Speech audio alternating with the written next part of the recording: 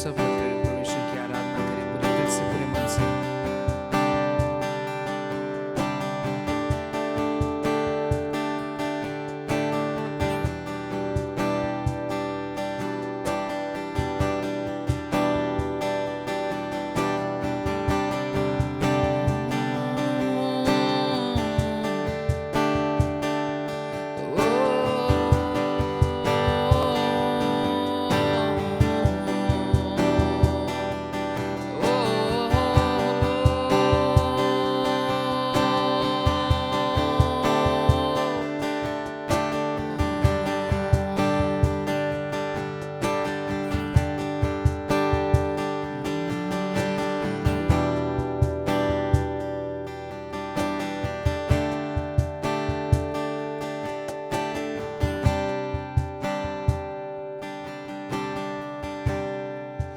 तेरे पीछे हम चले,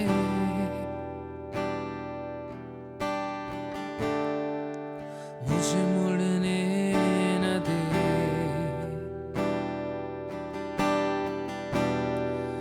तेरे पीछे हम चले,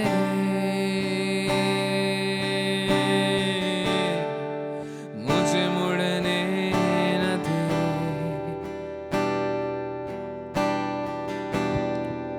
तेरे पीछे हम चले,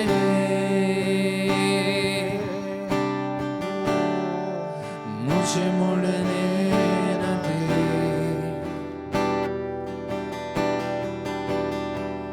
तेरे पीछे हम चले,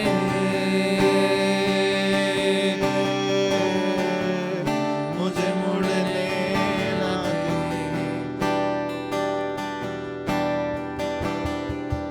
तेरे पीछे हम चले,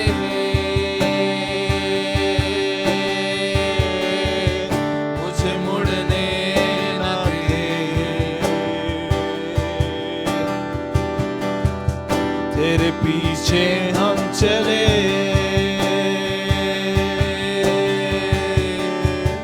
मुझे मुड़ने न दे।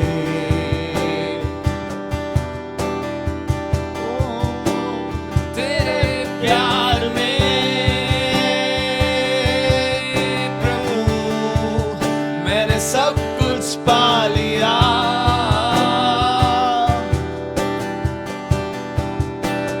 तेरे प्यार में प्रभु मैंने सब कुछ पा लिया।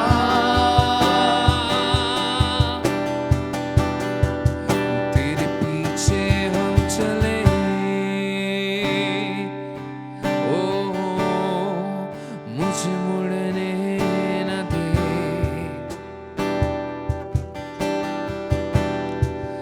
तेरे पीछे हम चले,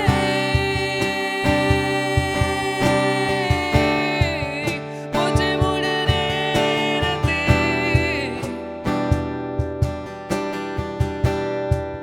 तेरे पीछे हम चले यीशु, ओ मुझे मुड़ने न दे।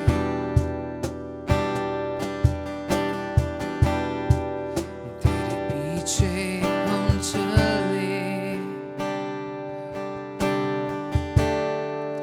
मुझे मुड़ने न दे।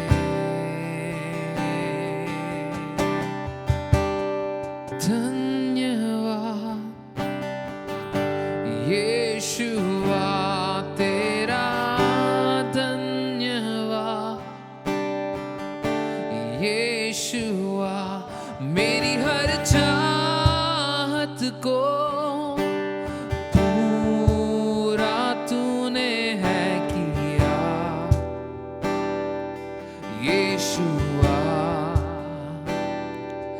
आशाएं मेरी संपूर्ण हो गई तुझ में।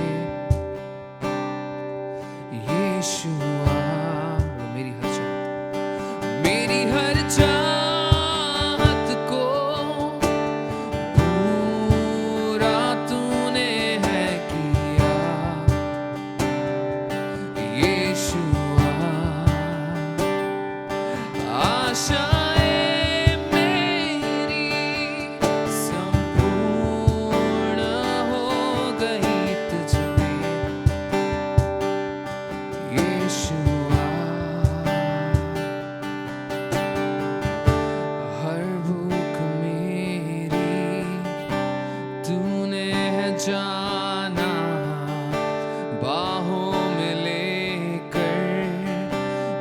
मुझको संभाला हर भूख मेरी तूने है जाना बाहों में लेकर मुझको संभाला धन्यवाद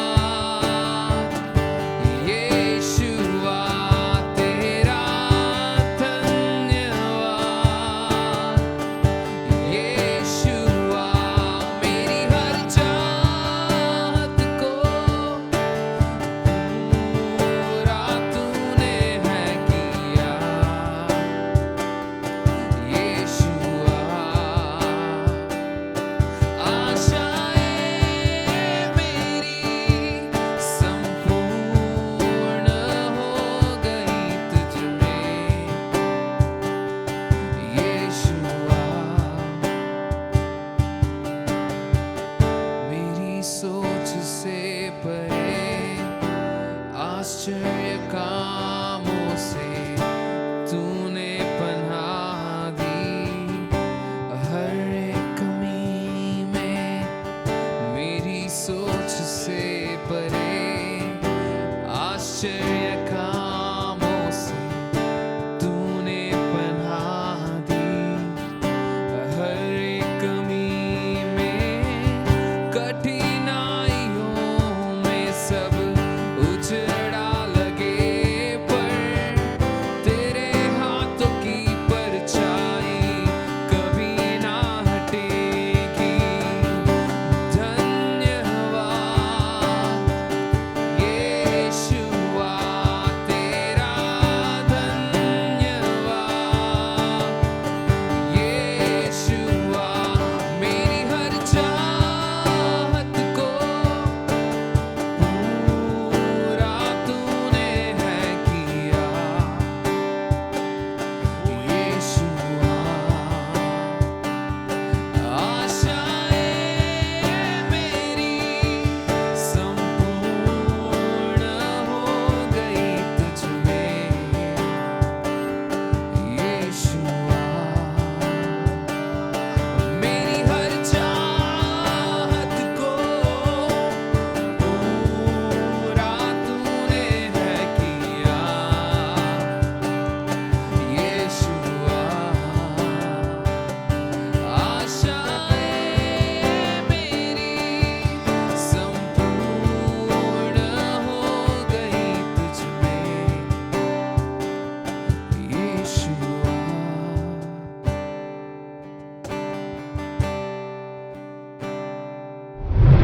आराधना हो आत्मा से आराधना हो सच्चाई से हर एक जीव जिसमें हो प्राण यहोवा की आराधना करे आराधना हो आत्मा से आराधना हो सच्चाई से हर एक जीव जिसमें हो प्राण यहोवा की आराधना करे आराधना हो आत्मा से यहोवा राफा वो है तेरा चंगाई देने वाला चंगा करता हाथों से छूकर आ तू उसके पास यहोवा राफा वो है तेरा चंगाई देने वाला चंगा करता हाथों से छूकर आ तू उसके पास बहता उसका लहू क्रूस के तले बहता उसका लहू क्रूस के तले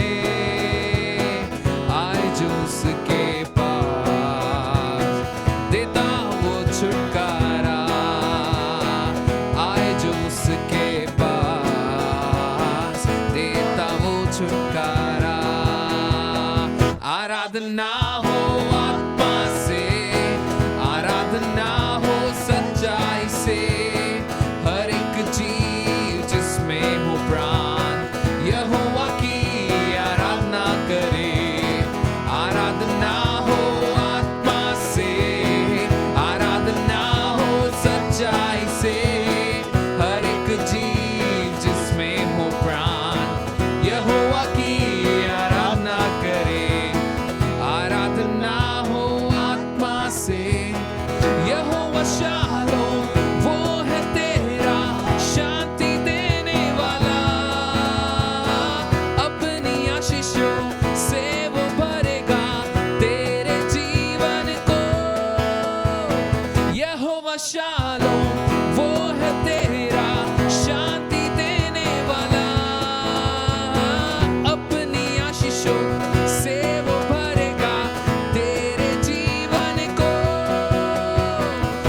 महासागर जैसे बाधाओं में खुलेगी द्वार, महासागर जैसे बाधाओं में खुलेगी द्वार, पाप और श्राप होंगे दूर यीशु के लहू से, पाप और श्राप होंगे दूर यीशु के लहू से। आराधना हो आत्मा से, आराधना हो सच्चाई से, हर एक जीव जिसमें हो प्राण यहोवा की आराधना करे। आराधना हो आत्मा से, आराधना हो सच्चाई से, हर एक जीव जिसमें हो प्राण यहोवा की आराधना करे। आराधना हो आत्मा से। यहोवा नीसी वो है तेरा विजय देने वाला, शत्रु तेरे घेरे तुझको तू ना घबराना। यहोवा नीसी वो है तेरा विजय देने वाला, शत्रु तेरे घेरे तुझको तू ना घबराना। देख तेरे सामने प्रभु ने दे दी विजय, देख तेरे सामने प्रभु ने दे दी विजय। छुटकारा केवल यीशु ही में है, छुटकारा केवल यीशु ही में है। आराधना हो आत्मा से, आराधना हो सच्चाई से, हर एक जीव जिसमें हो प्राण यहोवा की आराधना करे। आराधना, आराधना हो आत्मा से, आराधना हो सच्चाई से, हर एक जीव जिसमें हो प्राण यहोवा की आराधना करे। आराधना हो आत्मा से। यहोवा शालोम वो है तेरा शांति देने वाला, अपनी आशीषों से वो भरेगा तेरे जीवन को। यहोवा शालोम वो है तेरा शांति देने वाला, अपनी आशीषों से वो भरेगा तेरे जीवन को। महासागर जैसे बाधाओं में खुलेगी द्वार, महासागर जैसे बाधाओं में खुलेगी द्वार, पाप और श्राप होंगे दूर यीशु के लहू से, पाप और श्राप होंगे दूर यीशु के लहू से। आराधना हो आत्मा से, आराधना हो सच्चाई से, हर एक जीव जिसमें हो प्राण यहोवा की आराधना करे। आराधना हो आत्मा से, आराधना हो सच्चाई से, हर एक जीव जिसमें हो प्राण यहोवा की आराधना करे। बोलो आराधना, आराधना हो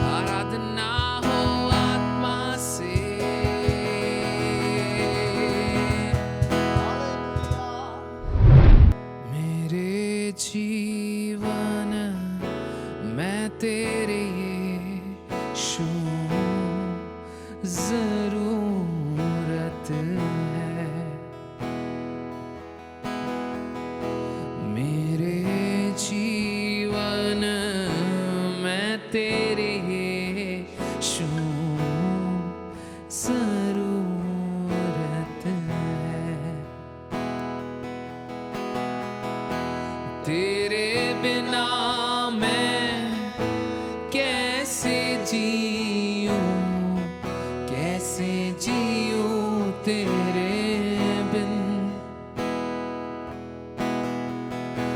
पाप पर मैं कैसे जीतूं, मुख देखे तेरे बिन। तेरे बिना मैं कैसे जीऊं, कैसे जीऊं तेरे बिन।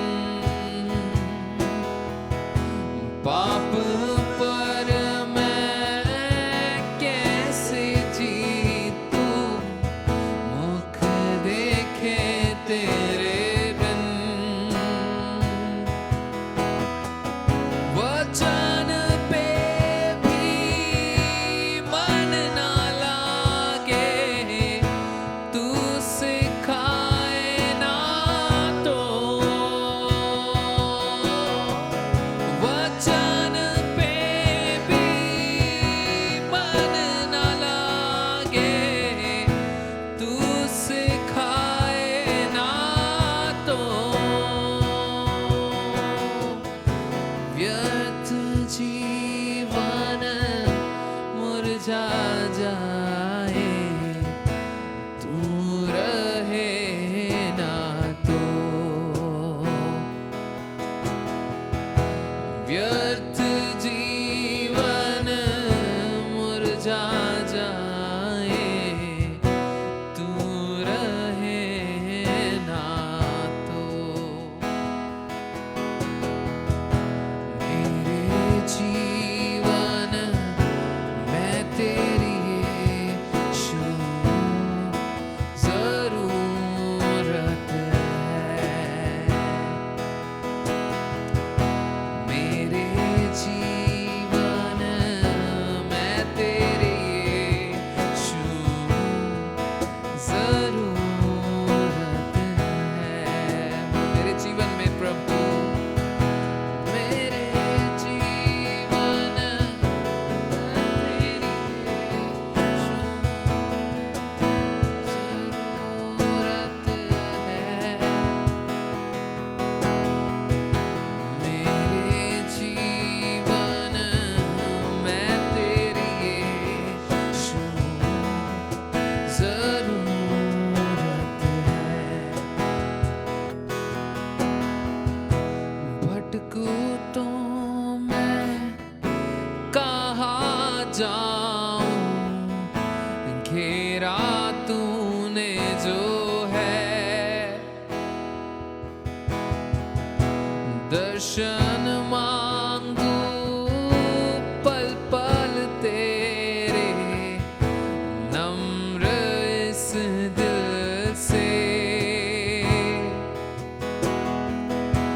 भटकूं तो मैं कहाँ जाऊं, घेरा तूने जो है। दर्शन मांगू पल पल तेरे, नम्र इस दिल से। तेरे लहू के, तेरे लहू के पाक बहावन मुझको शुद्ध कर दे। तेरे लहू के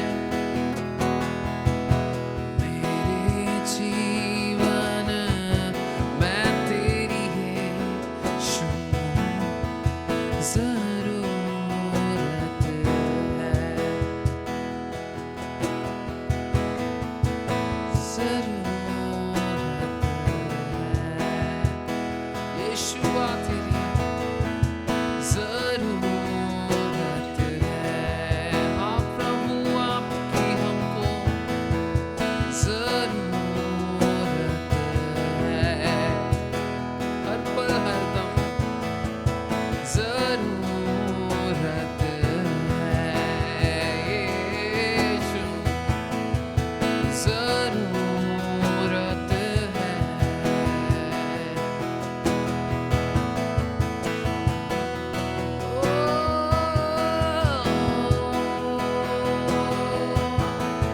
तेरी जरूरत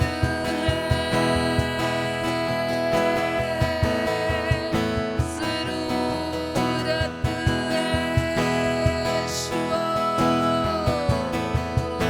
जरूरत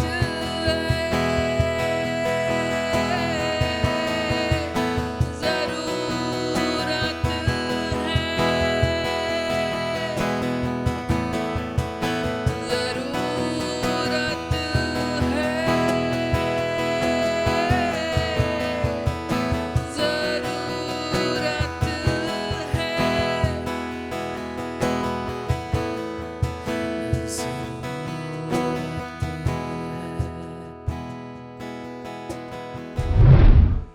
यीशु राजा मेरा प्रभु, यीशु राजा मेरा आसरा, यीशु राजा मेरा सब कुछ तू, मेरे जीवन में तू ही प्रभु। यीशु राजा मेरा प्रभु, यीशु राजा मेरा आसरा, यीशु राजा मेरा सब कुछ तू, मेरे जीवन में तू ही प्रभु। स्तुति करूं मैं यीशु महाराजा की,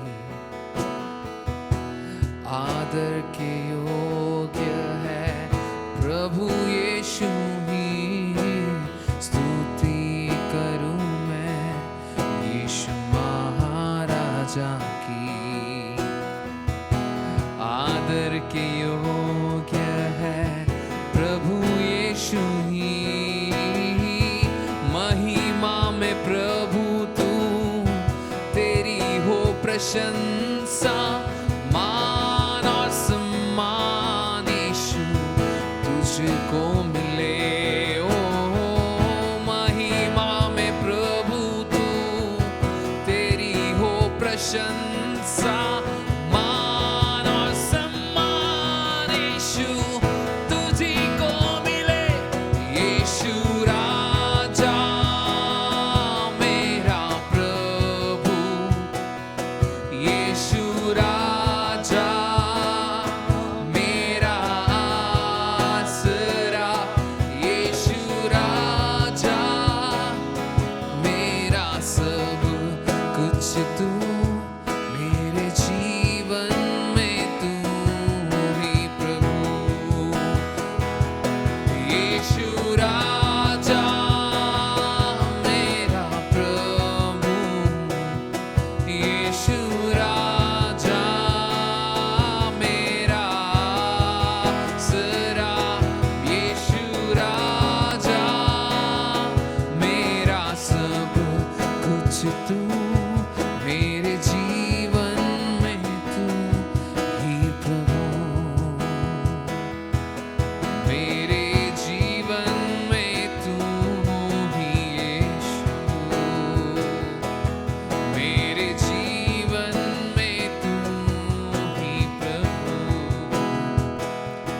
मेरे जीवन में तू ही यीशु।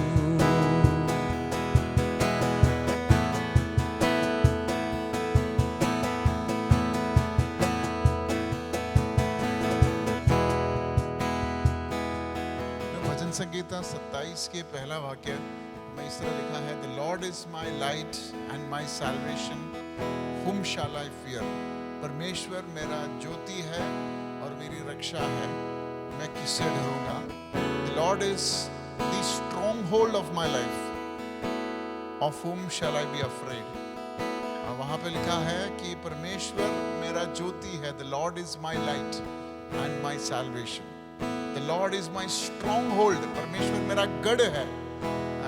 दूसरा एक वर्षन में, ही इज माई फोर्ट्रेस, वो मेरा गढ़ है, मेरे जीवन का गढ़ है वो, किससे मैं डरूंगा।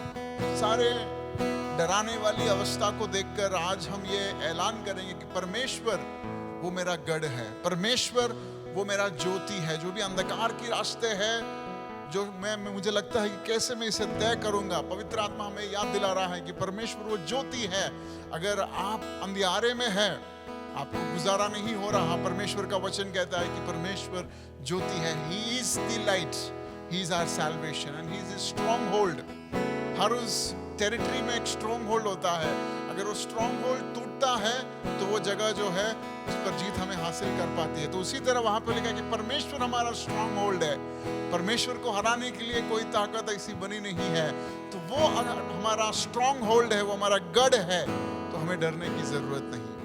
निडर होकर हम आज इस गीत को मिलकर गाएंगे, परमेश्वर तू मेरा गढ़ है, तू मेरा शरण स्थान है, तू मेरा गढ़ है परमेश्वर, मैं तुझ पर आशा रखता हूं। I am not going to be scared, मैं डरूंगा नहीं। I will not be afraid, चाहे मेरे खिलाफ हो या मेरे सपोर्ट में हो, मैं डरूंगा नहीं परमेश्वर, क्योंकि तू मेरा गढ़ है। You are my stronghold। क्या कलीसिया मिलकर ये ऐलान कर सकता है कि परमेश्वर तू मेरा गढ़ है। You are my refuge, you are my stronghold, Lord। I trust you, Father, and I together declare that I don't fear, मैं डरूंगा नहीं। हालेलुया। परमेश्वर कह रहा है कि परमेश्वर पर विश्वास रखो। कोई दवाई के ऊपर नहीं, कोई व्यक्ति के ऊपर नहीं, कोई डॉक्टर के ऊपर नहीं, कोई रिश्तेदार के ऊपर नहीं, कोई बैंक के ऊपर नहीं, कोई बिजनेस के ऊपर नहीं, या आपके ऑफिस की दफ्तर के ऊपर नहीं। परमेश्वर पर विश्वास रखो। Trust in the Lord.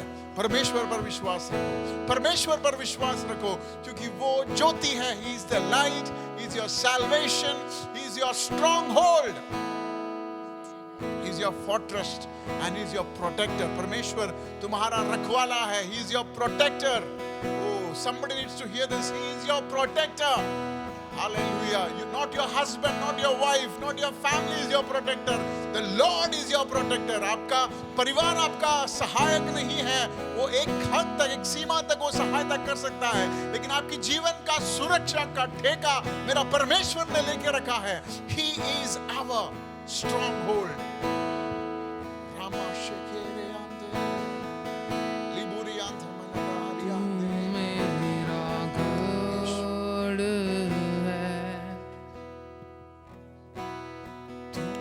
मेरा शरण स्थान, संकट में मेरा दोस्त, संकट में मेरा दोस्त, मेरा प्रभु। तू मेरा शरण, तू मेरा शरण स्थान, तू मेरा गढ़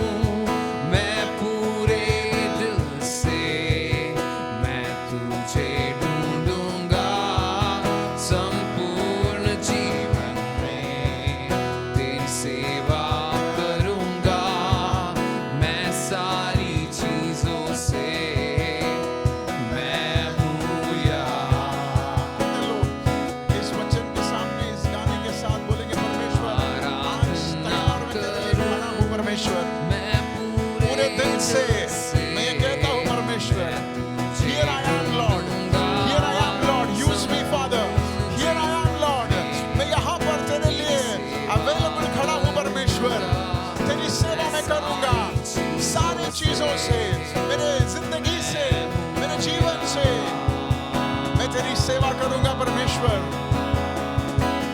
मैं हूँ यहाँ Here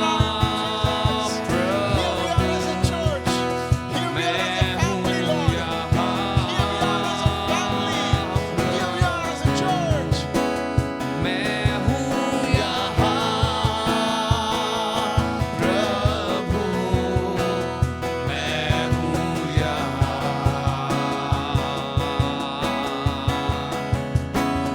मैं हूँ यहाँ प्रभु, मैं हूँ यहाँ प्रभु, Yeshua. मैं हूँ यहाँ प्रभु, मैं हूँ यहाँ।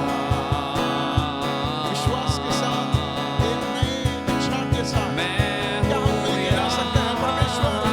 जहाँ पर भी मैं खड़ा हूँ परमेश्वर, एक नई जिम्मेदारी के साथ, एक नई चाहत के साथ मैं फिर से कमिट करता हूँ परमेश्वर, मैं हूँ यहाँ। एक नए निर्णय के साथ परमेश्वर आज तेरी उपस्थिति में खड़ा हूँ परमेश्वर, और फिर से मैं कहता हूँ परमेश्वर मैं खड़ा हूँ तेरे लिए।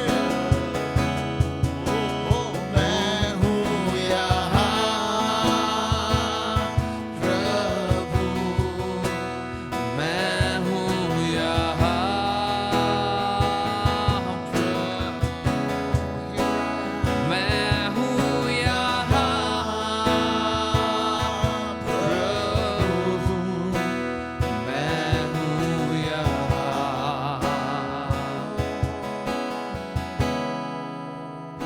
मैं हूँ यहाँ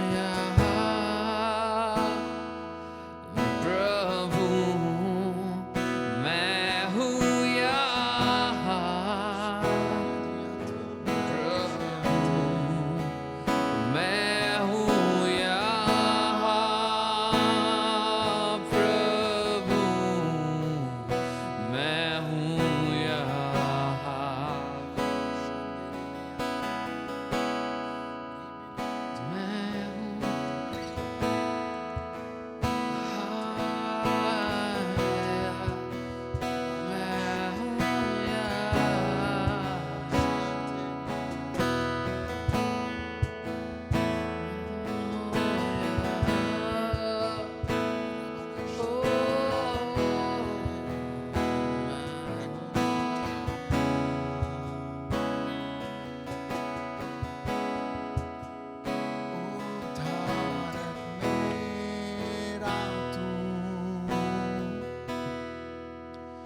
मेरी चंगाई है,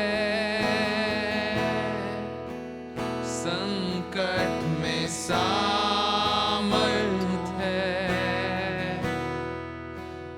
मेरा उद्धारक, उद्धारक मेरा तू, मेरी चंगाई है, संकट में सामर्थ है तू मेरा प्रभु।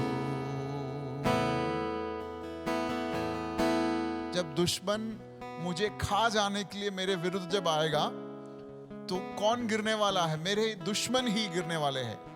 मैं नहीं गिरूंगा, मैं हारूंगा नहीं, मुझे चीर कर खा जाएगा, ऐसा कहकर जो दुश्मन मेरे खिलाफ आता है, they will stumble and fall, वो गिरेंगे। Though an army besiege me, my heart will not fear. मेरे विरुद्ध क्यों ना एक बड़ी सेना आकर खड़ी हो जाए, तब भी मैं डरूंगा नहीं। Though war break out against me, अगर बड़े युद्ध भी मेरे खिलाफ उड़ जाए, even then I'll be confident, मैं धैर्यपूर्वक रहूंगा, मैं निराश नहीं होऊंगा। और चौथा वाक्य, one thing I ask for the Lord, the only do I seek, मैं एक चीज परमेश्वर की बाढ़ जोता हूँ, एक चीज परमेश्वर की खोज करता हूँ, that I may dwell in the house of the Lord all my days. मेरे जिंदगी भर उस परमेश्वर के भवन में रहूंगा. वाह, परमेश्वर के भवन में रहने की अहमियत आज हमें फिर से ये भजन संगीता में परमेश्वर याद दिला रहा है. द पवित्र आत्मा हमें याद दिला रहा है the importance of dwelling in the house. See the desire, वो लेखक का जरा चाहत देखिए. परमेश्वर एक चीज मैं पूछता हूं, वन थिंग आई आस्क, एक चीज, कि मैं मेरे जिंदगी भर तेरे भवन में रुकूं, that I may dwell in your presence all my life. What is that one thing that you would ask? क्या वो चीज हो सकता है जो आप पूछेंगे आज? अगर आपको एक चीज, वो एक चीज जो पवित्र आत्मा कह रहा है कि आज परमेश्वर से पूछो, what would be that one thing, वो एक चीज क्या होगा? कुछ समय हम प्रार्थना करने जा रहे हैं. मैं चाहूंगा हम सब प्रार्थना के मनोभाव में बैठे ताकि परमेश्वर इस आराधना में हमारे हृदयों को बदले. कई सारे डर की विषय को परमेश्वर अंदरूनी एक सर्जरी होता हुआ मैं देखा. I see this, God is removing fears. हमारे हृदय से डर को निकाल रहा है परमेश्वर. उस लेखक की तरह क्या हम कह सकते हैं, My confidence is in my God. मेरा confidence मेरा परमेश्वर में, मेरा confidence और किसी पर नहीं, और किसी व्यक्ति पर नहीं है. My confidence is in you, Jesus. The reason I stand and speak is because my confidence is in you, Lord. The reason I can face any day is because my confidence rests in you, Father. The reason I can take any challenges is because my confidence is in you, Jesus. Lord, let it be that way. उसी तरह रहने दे परमेश्वर. मेरा confidence तुझ पर रहने दो परमेश्वर. Let me have my confidence in you, Jesus. मैं हूँ यहाँ प्रभु, मैं हूँ यहाँ प्रभु, मैं हूँ यहाँ प्रभु, मैं हूँ यहाँ. आराधना करूं पूरे दिल से, मैं तुझे ढूंढूंगा संपूर्ण जीवन में, तेरी सेवा करूंगा मैं सारी चीजों से. मैं हूँ यहाँ, मैं हूँ यहाँ प्रभु, मैं हूँ यहाँ प्रभु, मैं हूँ यहाँ प्रभु, मैं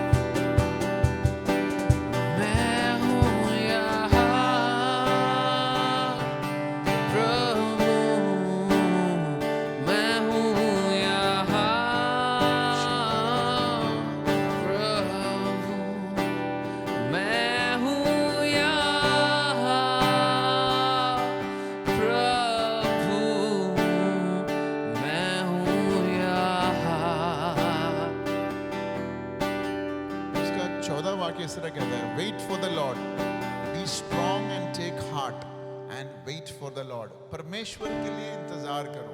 इसका मतलब क्या है? इसका मतलब परमेश्वर जो चीज कार्य कर रहा है आपके अंदर, उसमें परमेश्वर को ट्रस्ट करो। Trust him and wait, trust him and wait. घाई मत करो, परमेश्वर के लिए वेट करो। Have your confidence in the Lord, wait on the Lord, be strong and take heart. इस इंतजार के घड़ी में आपके हृदय को तंदुरुस्त रखो, इस हृदय को संभालो। और कोई सोच परमेश्वर के विरुद्ध, और कोई सोच आपके अंदर आने के लिए जगह ना दो। As you wait on the Lord, don't allow the enemy to plant seed of doubt. आपके समझ में, आपकी सोच में, इस इंतजार की घड़ी में, परमेश्वर की इंतजार की घड़ी में शैतान को डाउट का बीज को बोने के लिए आप अनुमति ना दो। Thank you Father for your grace.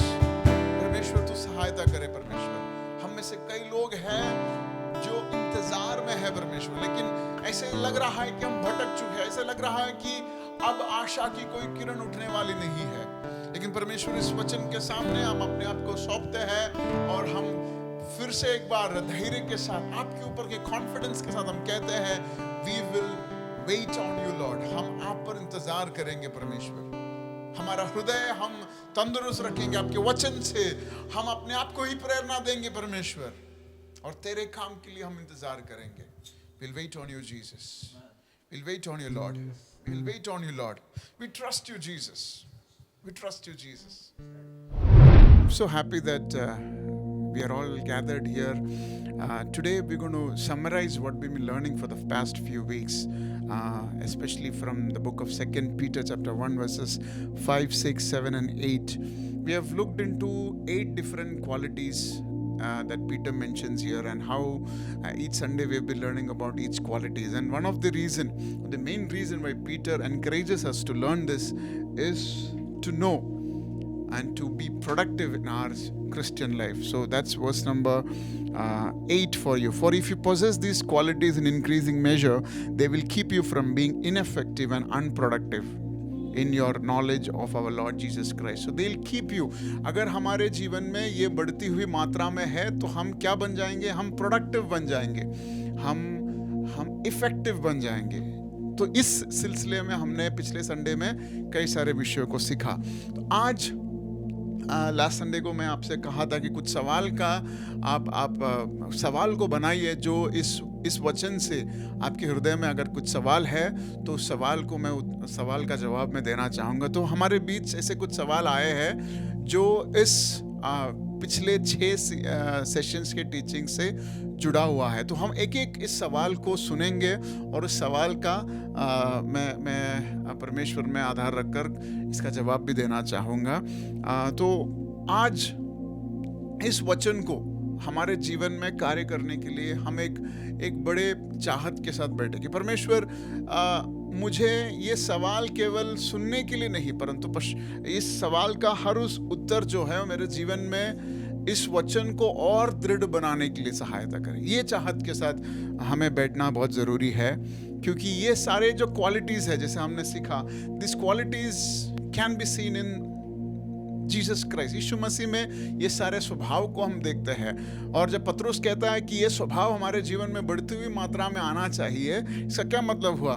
इसका मतलब हम भी, ये पतरस चाहता है, या वचन हमसे ये चाहता है, या पवित्र आत्मा हमसे ये चाहता है कि हमारा स्वभाव भी परमेश्वर यीशु मसीह जैसा दिन प्रतिदिन बढ़ती रहे, कल से बढ़कर आज।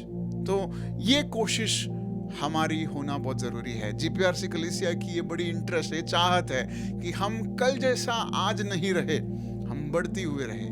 We have this increasing demand in our life. हमारे अंदर एक चाहत होनी चाहिए, एक डिमांड होना चाहिए कि परमेश्वर मुझे तेरे वचनों में बढ़ना है। आमेन। तो जल्द से हम ये कुछ सवाल जो मेरे पास आए हैं, तो मैं पास्टर अनित से चाहूँगा कि वो सवाल पढ़े, फिर हम धीरे धीरे उस विषय पर चर्चा करेंगे। Yes. First question is how do we grow them and how do we find them? हम इन गुणों को कैसे हमारे जीवन में विकसित करेंगे और इन्हें किस तरह हम ढूंढेंगे? किस तरह हम ढूंढेंगे? तो ये सवाल बहुत ही जायज सवाल है कि ये इंक्रीजिंग लेवल पे तो हमें चाहिए, लेकिन कहाँ से मिलेगा? जब हमारे अंदर रहेगा ही नहीं तो कैसे हम इसे बढ़ाएंगे?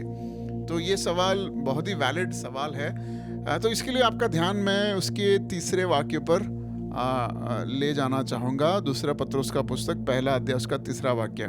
His divine power has given us everything we need for a godly life।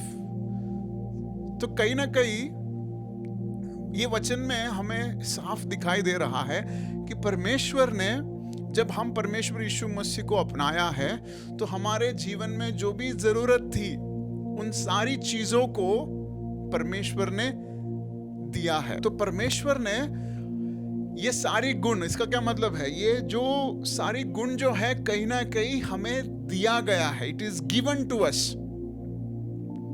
तो हमें और किधर इसे ढूंढ के जाने की जरूरत नहीं है। और इस विषय को अगर आप और थोड़ा गंभीर से पढ़ेंगे तो तीसरे वाक्य में प्रेरित पत्रुस कहता है कि विश्वास को या विश्वास के साथ ऐड करने के लिए बोल रहा है। मतलब क्या? कि ये विश्वास जो है ये कहीं ना कहीं हमारे अंदर पहले से है। ये विश्वास जो है, अगर एक व्यक्ति को विश्वास नहीं तो वो परमेश्वर यीशु मसीह पर नहीं है। जीपीआरसी कलीसिया के मुझे सुनने वाले वो लोग जो अपने आप को मसीह के चेले कहते हैं या अपने आप को विश्वासी कहता है, वो विश्वासी होने का सबसे पहला रिक्वायरमेंट क्या है? कि उसे विश्वास होना चाहिए। इसलिए हमें विश्वासी कहता है। फेथ होना बहुत जरूरी है। तो जो भी व्यक्ति यीशु मसीह पर विश्वास करता है, फेथ है। ये फेथ क्या है? कि मेरा परमेश्वर, faith is the substance of things, hope for the evidence। मतलब जो हमें दिखाई नहीं दे रहा है, या मेरा यीशु मसीह मेरे लिए मरा, मेरे लिए जी उठा, और उसके आगमन में मैं उसके इटर्नल लाइफ में या अनंत काल के उस जीवन में प्रवेश करूंगा, ये मेरा विश्वास है। हर कोई जो यीशु मसीह को जानता है, या हम बाइबल में या नहीं, इस दुनिया में गांधी जी के बारे में हमने पढ़ा, वो भी यीशु मसीह को मानते थे, वो बिलीव करते थे यीशु मसीह की बातों को। लेकिन उस बिलीव में और फेथ में कई अंतर है। हम यीशु मसीह पे जस्ट बिलीव नहीं करते कि यीशु मसीह जैसा एक व्यक्ति था, यीशु मसीह के he was a good teacher, एक अच्छा शिक्षक था, ये सब हम बिलीव करने वाली बात है। लेकिन हमारा जो यीशु मसीह के साथ का संबंध है वो बिलीव से कई ज्यादा है। क्या है? वो फेथ है। मतलब क्या? कि वो इस धरती पर आया ही नहीं, परंतु वो मेरे लिए मरा और उसके मरने से मैं पवित्र ठहराया गया है। ये विश्वास है। तो हर उस व्यक्ति जो इस विश्वास को ग्रहण करता है, उसके जीवन में ये सारे गुण ऑटोमेटिकली रहते हैं। मतलब उसके अंदर अच्छाई है, उसके अंदर सेल्फ कंट्रोल है, उसके अंदर गॉडलीनेस है, उसके अंदर परसिवियरेंस है, उसके अंदर म्यूचुअल अफेक्शन और प्यार ऑटोमेटिकली अंदर पाया जाता है।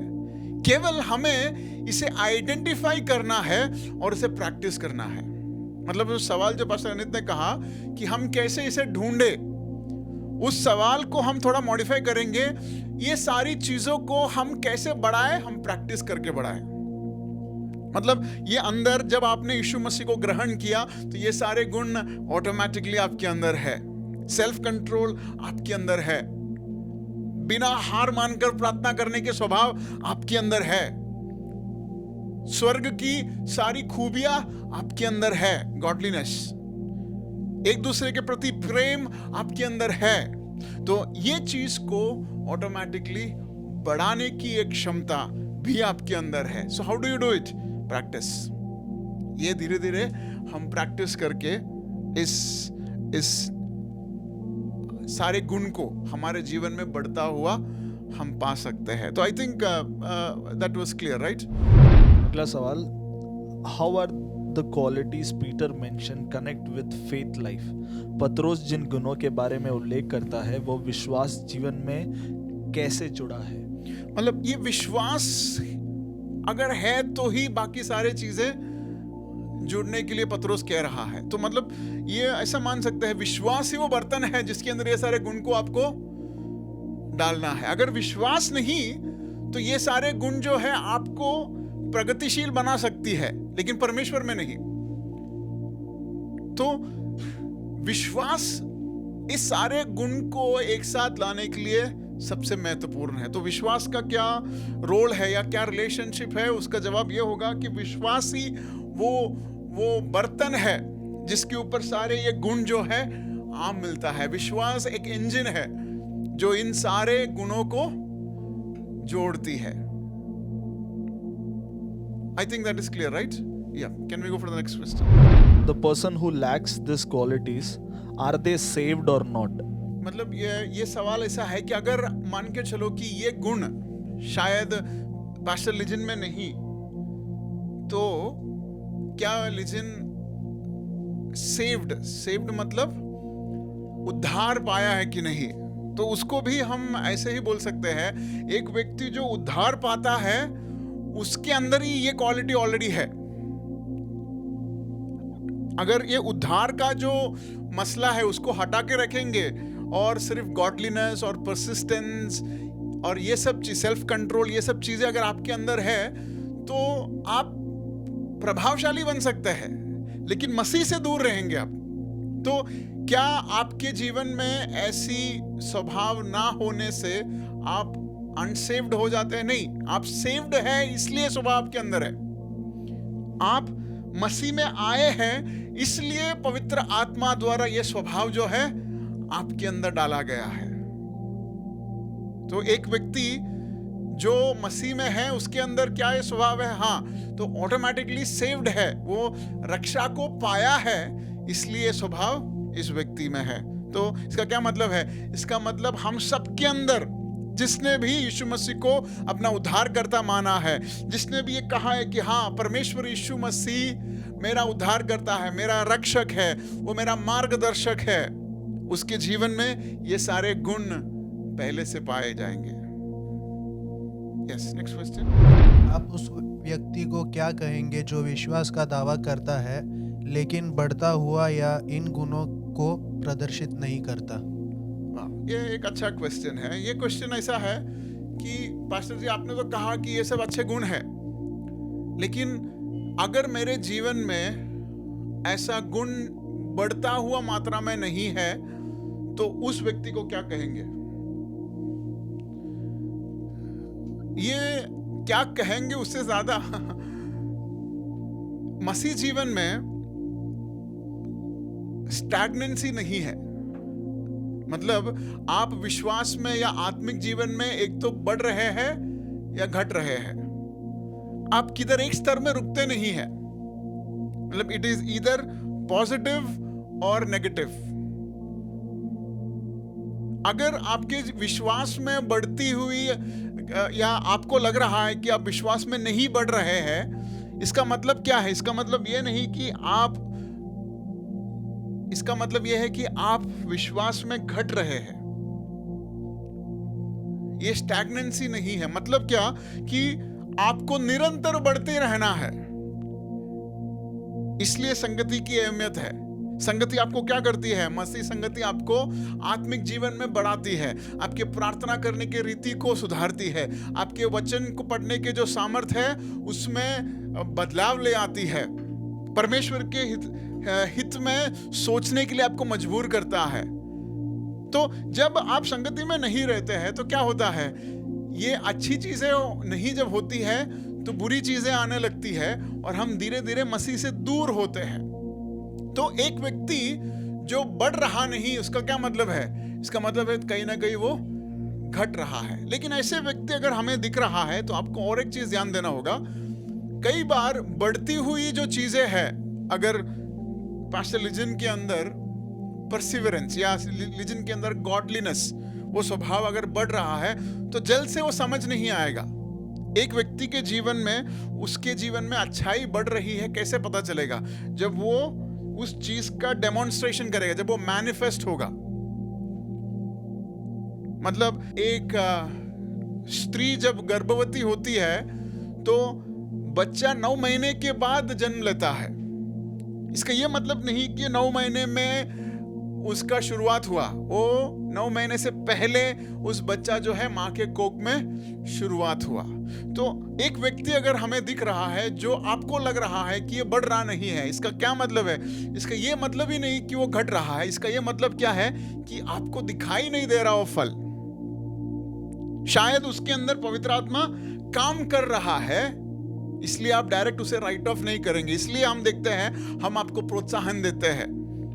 क्यों? क्योंकि हमें पता है, पवित्र शास्त्र में एक वचन ऐसा लिखा है रोमियो की पत्री में कि जिस परमेश्वर ने आपके अंदर अच्छाई का काम शुरुआत किया है वो अंत तक उसे ले जाएगा। मतलब शुरुआत करने की जिम्मेदारी पवित्र आत्मा की है, परमेश्वर की है। उसे अंत तक पहुंचाने का जिम्मेदारी भी किसका है? परमेश्वर का है। तो ऐसे एक व्यक्ति अगर हमारे सामने आया कि हमें लग रहा है कि वो बढ़ नहीं रहा है, तो हमें क्या करना चाहिए? हमें उसको प्रोत्साहन देना चाहिए, क्योंकि तब तक पवित्र आत्मा आपके जीवन में काम नहीं करेगा जब तक आप उसे अनुमति नहीं देंगे। तो एक व्यक्ति को देखकर अगर वो बढ़ नहीं रहा तो आप क्या कहेंगे? आप उनके साथ बात करेंगे, उन्हें संगति में आने के लिए प्रेरणा करेंगे, संगति में जुड़े रहने के लिए आप प्रोत्साहन करेंगे। क्यों हम व्हाट्सएप मैसेजेस और कॉल करते हैं आपको वेडनेसडे के मीटिंग में और संडे के मीटिंग में आने के लिए? क्यों प्रोत्साहन देते हैं? हम ये चाहते हैं कि जो पवित्र आत्मा ने आपके जीवन में एक नए कार्य को शुरुआत किया है वो पूरा हो। हम ये नहीं चाहते कि जो परमेश्वर ने जो शुरुआत किया है वो आपके या हमारे इनडिसिप्लिन की वजह से वो बीच में बंद ना हो। तो ऐसे एक व्यक्ति को हम क्या कहेंगे? हम कहेंगे कि परमेश्वर में बढ़ो। हम प्रोत्साहन देंगे कि वचन में बढ़ो। हम कंडेम नहीं करेंगे उन्हें, हम ये प्रोत्साहन देंगे कि वो परमेश्वर में क्या करे? बढ़े। आई think that clears the question. Next question. में से किस चरित्र गुण का अभ्यास करना सबसे कठिन लगता है? ये सवाल ऐसा है कि आपके सामने 100 किलो के वजन रखे और बोले इसमें से सबसे आसान कौन सा है? सब मुश्किल है, लेकिन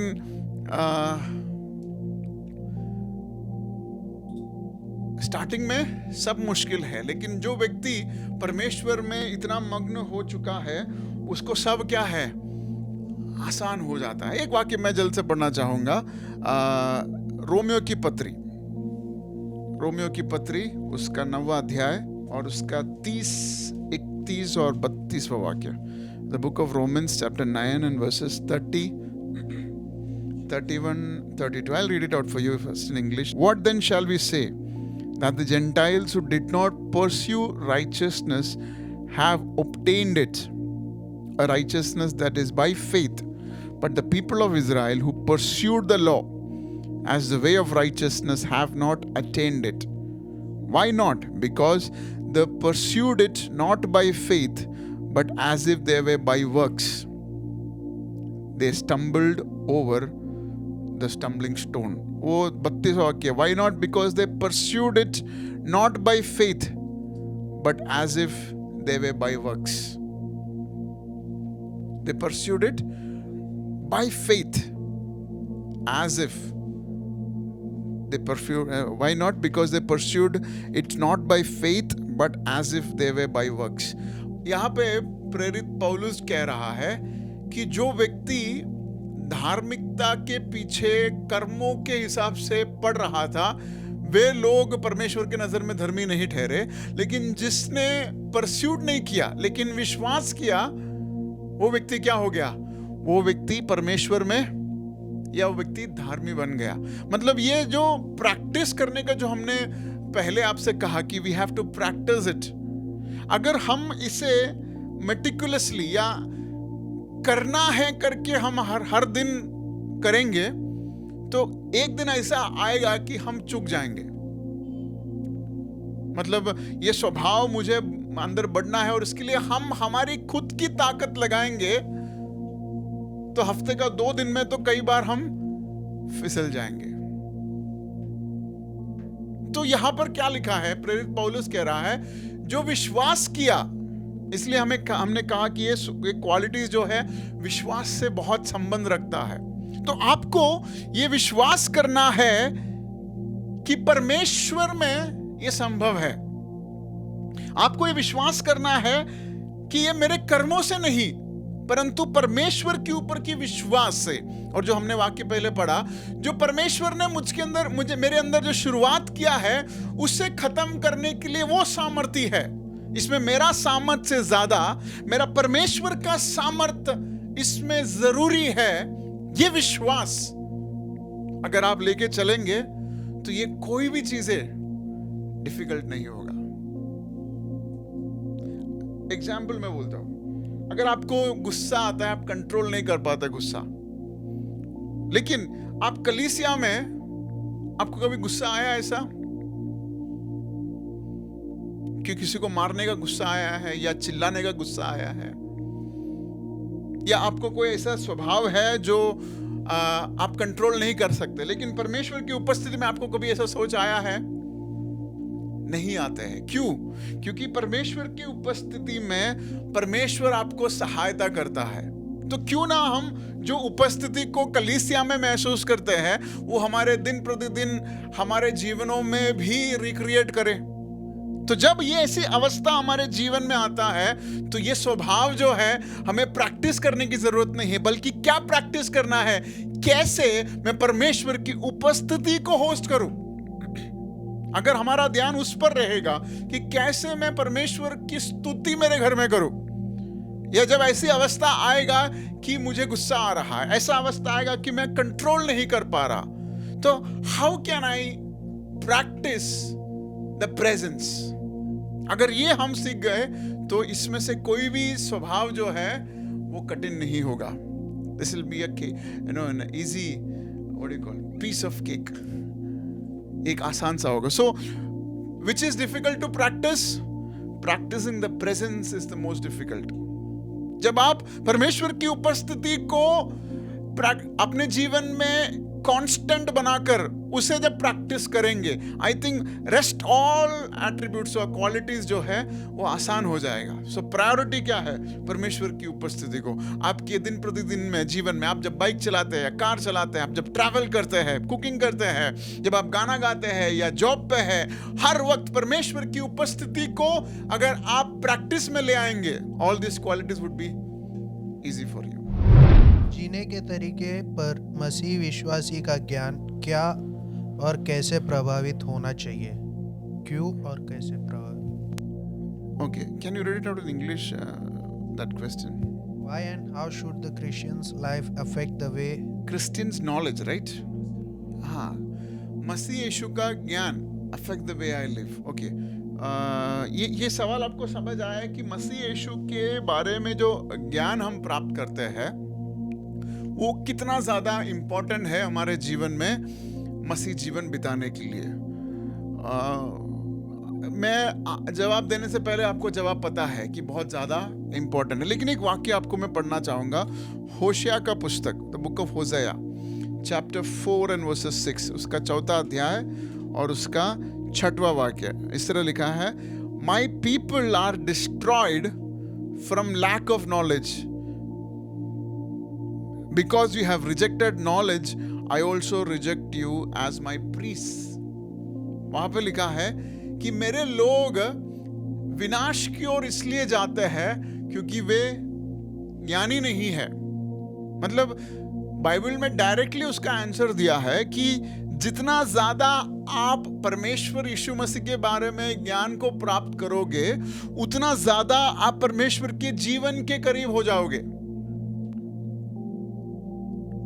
परमेश्वर यीशु मसीह के उस जीवन जो प्रदान देता है उस जीवन के प्रति आपका लगाव रहेगा। कब? जब आप परमेश्वर के ज्ञान में बढ़ने की चाहत रखते हो। इसका मतलब क्या है? इसका मतलब अगर अनंत काल की ओर आपका उद्देश्य होना है तो इस वचन के ज्ञान, यीशु मसीह के बारे में ज्ञान है, उससे लिमिट मत करो। Don't limit your understanding. Why?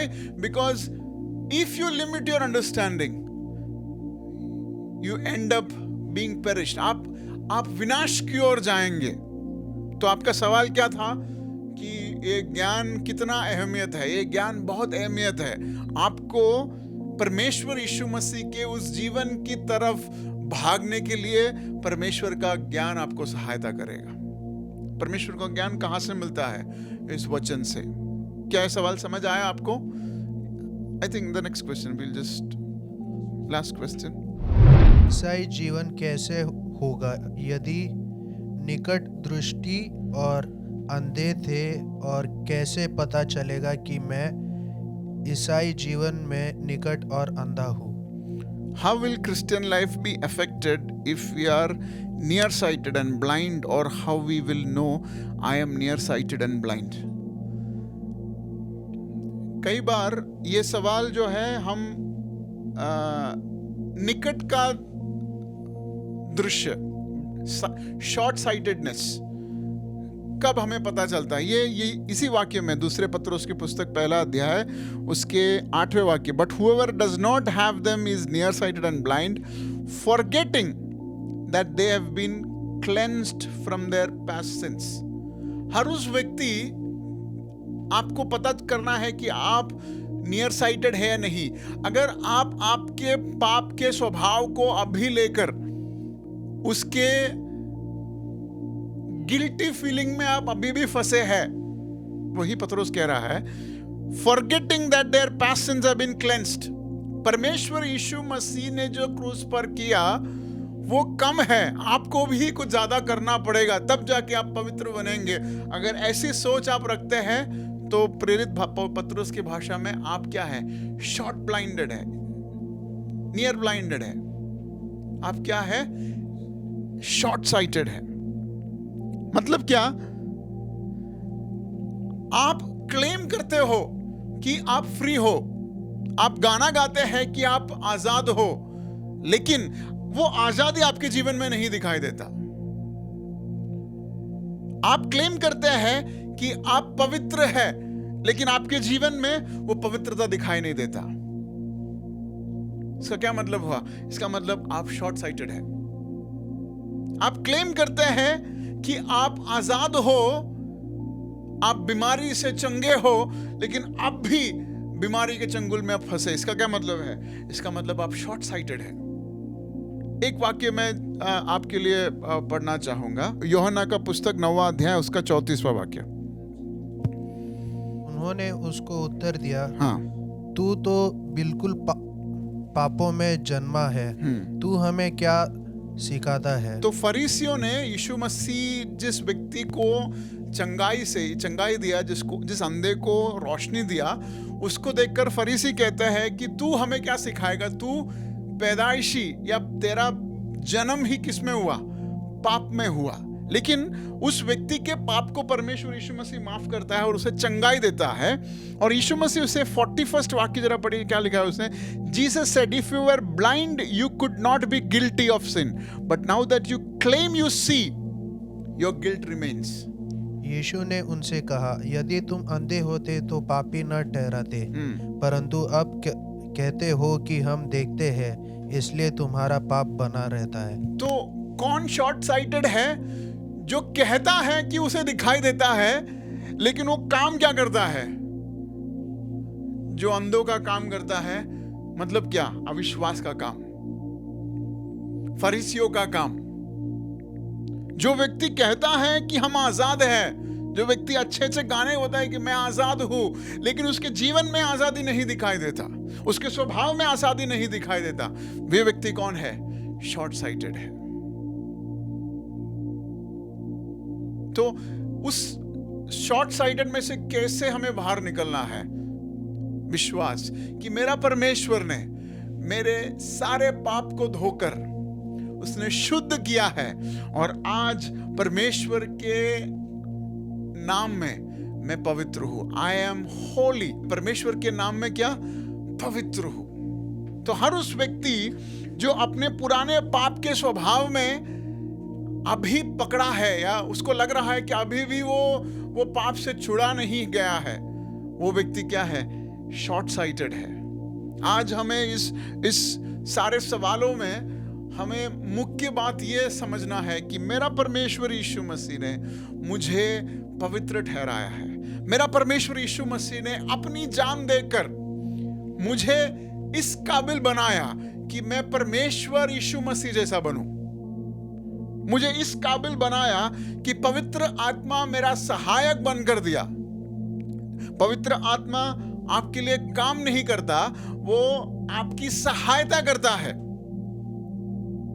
पवित्र आत्मा आपके लिए रोगियों को चंगाई नहीं करता। पवित्र आत्मा आपको सहायक करता है ताकि आप प्रार्थना करें और परमेश्वर आप द्वारा चंगाई दे।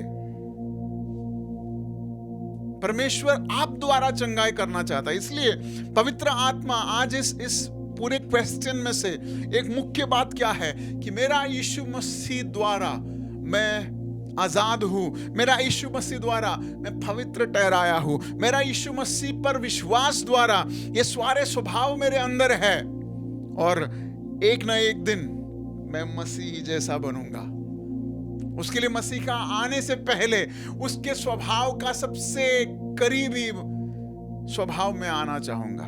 ये प्रयास हमारे कलीसिया के सारे लोगों पर होना चाहिए। ये स्वभाव के प्रति एक गंभीरता हम सबके अंदर होना चाहिए कि परमेश्वर मुझे ये स्वभाव, और मैं मानता हूं कि ये मेरे कर्म से या मेरे प्रैक्टिस से ज्यादा आपकी उपस्थिति में रहकर मैं बनूंगा परमेश्वर।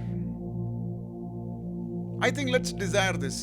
ये सवालों से शायद उत्तर का पूरा संक्षोभ में अगर आपको पूछेगा तो क्या है कि आपको परमेश्वर के करीब ले आने का हर उस स्वभाव को आप अपना माने और आपको परमेश्वर यीशु मसीह से दूर ले जाने की सारे स्वभाव को आज टाटा बाय बाय बोलना है आपको।